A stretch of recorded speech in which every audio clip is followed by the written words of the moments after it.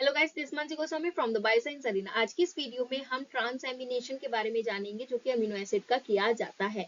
ठीक है, तो इस प्रोसेस को हम बहुत अच्छे से समझेंगे, आसान तरीके से समझेंगे, और ये काफी इंपॉर्टेंट भी है। बायोकेमिस्ट्री का आपका पोर्शन है। इससे पहले मैं आपका अमीनो एसिड मेटाबॉलिज्म का एक पार्ट ले चुकी हूँ, जिसमें मैंने आपको अमीनो एसिड का बायोसिंथेसिस के बारे में बताया था कि बेसिकली जो अमीनो एसिड होते हैं वो किस तरीके से हमारी बॉडी में इनकी रिक्वायरमेंट फुलफिल होती है। ठीक है, तो आप पहले उस वीडियो को भी जाकर देख सकते हो, उसमें काफी सारी चीजें आपको इन्फॉर्मेटिव लगेंगी। आज की इस वीडियो में हम अमीनो एसिड मेटाबॉलिज्म का दूसरा पार्ट कर रहे हैं, जिसमें हम ट्रांसएमिनेशन के बारे में डिस्कस करेंगे। तो ट्रांसएमिनेशन का बेसिक मतलब क्या है, इसके नाम से ही पता चला। ट्रांस का मतलब होता है ट्रांसफर करना। ठीक है, किसका ट्रांसफर हो रहा है? अमीन ग्रुप का। ठीक है, अमाइनो ग्रुप का ट्रांसफर हो रहा है। अब कहाँ होगा, तो इस चीज को जानते हैं। ठीक है, ये आपका है अमीनो एसिड। ठीक है, जब कोई भी एक, मान लीजिए ये अमीनो एसिड है, ये अपना ग्रुप ट्रांसफर कर देता है कीटो एसिड पे। कोई भी आपका कीटो एसिड होगा, तो इस पर अगर ये अपना अमीनो ग्रुप ट्रांसफर कर देता है, तो उससे आपका एक नया अमीनो एसिड बनता है, और इसी प्रोसेस को हम क्या बोलते हैं?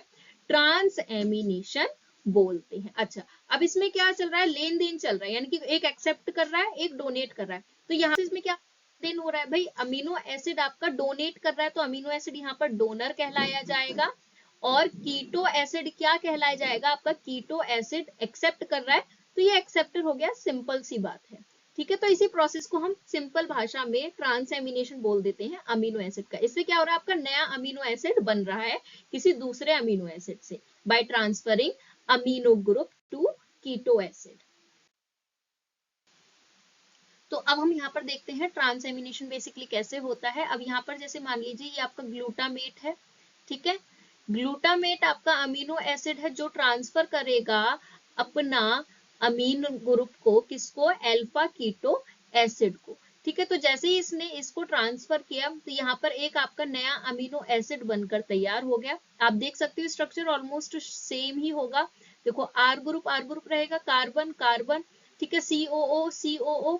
ठीक है, अब यहाँ पर एक नया NH3 ग्रुप और आ गया है, तो ये ऑक्सीजन को तो फिर हटना पड़ेगा। ठीक है, तो इस तरीके से आपका ये नया अमीनो एसिड बन गया। ठीक है, अब ये जो आपका ग्लूटामेट था, इसमें से अमीनो एसिड गायब हो गया, तो ये किस में कन्वर्ट हो जाता है? अल्फा कीटो ग्लूटरेट में कन्वर्ट हो जाता है।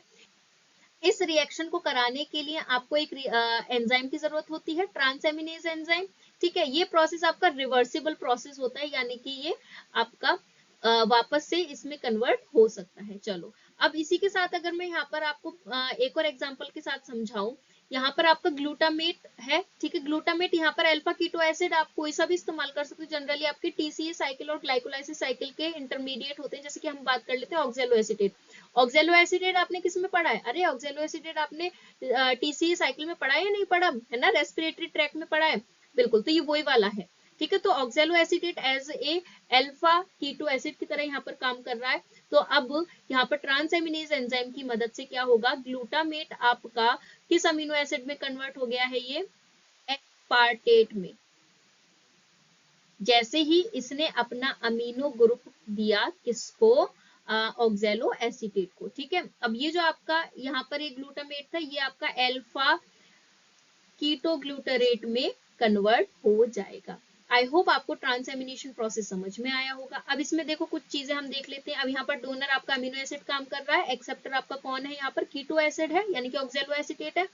नंबर ऑफ वाली बात है, ट्रांसएमिनेशन में हम अमीनो एसिड को रिमूव नहीं करते। यहाँ पर हम रिमूव नहीं कर रहे हैं, यहाँ पर हम इसको एक्सचेंज कर रहे हैं, है ना? अमीनो एसिड को, अल्फा कीटो एसिड को ट्रांसफर कर रहे हैं। यहाँ ट्रांसफर चल रहा है, यहाँ पर रिमूवल नहीं चल रहा है। रिमूवल होता है आपका डीएमिनेशन प्रोसेस में, जो हम इससे नेक्स्ट वीडियो में समझेंगे। तो ये कुछ आपका ट्रांसएमिनेशन से रिलेटेड चीजें थी। तो एक बार देख लेते हैं ट्रांसएमिनेशन के बारे में हमने क्या क्या देखा। इसमें क्या होता है? ट्रांसफर होता है अमीनो ग्रुप का, ठीक है, अल्फा कीटो एसिड पे। ठीक, देन उसके बाद इसमें आपका एंजाइम की जरूरत होती है, अमीनो ट्रांसफेरेज, और इसका दूसरा नाम होता है ट्रांसएमिनेज एंजाइम। अब ये जो आपका ट्रांसएमिनेज एंजाइम होता है, इसको कोफैक्टर की जरूरत पड़ती है। तो वो कोफैक्टर कौन होता है? पायरिडॉक्सिल फॉस्फेट होता है। ये प्रोसेस आपका रिवर्सिबल होता है। इसमें आपका जो अमीनो ट्रांसफेरेज एंजाइम होता है जनरली, ये हमें पता है 20 अमीनो एसिड होते हैं, कोई सा भी आपका डोनर की तरह काम कर सकता है, तो हर अमीनो एसिड के लिए ये स्पेसिफिक होता है, ठीक है। अब उसके बाद इस रिएक्शन में जनरली क्या होता है, अल्फा कीटो ग्लूटरेट जो होता है ये अमीनो एसिड को एक्सेप्ट करता है, अभी तो देखा हमने, ठीक है, और अमीनो एसिड क्या करता है, डोनेट करता है अमीनो ग्रुप को, ठीक है। मोस्ट कॉमन आपका डोनर जो होता है वो ग्लूटामेट होता है, और मोस्ट कॉमन एक्सेप्टर के तौर पर यहाँ पर आपका कीटो ग्लूटरेट होता है।